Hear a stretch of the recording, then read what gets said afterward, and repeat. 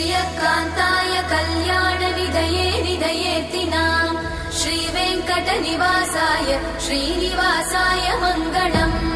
लक्ष्मी सविभ्रमालोकसुभ्रूविभ्रमचक्षुषे चक्षुषे सर्वलोकानां वेङ्कटेशाय मङ्गलम्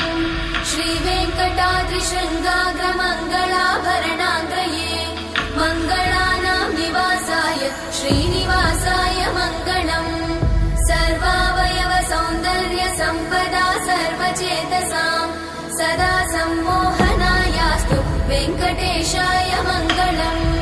नित्याय निरवध्याय सत्यानन्दचिदात्मने सर्वान्तरात्मने श्रीमद् वेङ्कटेशाय मङ्गलम् स्वतः सर्वविदे सर्वशक्तये सर्वशेषिने सुलभाय सुशीलाय वेङ्कटेशाय मङ्गलम्।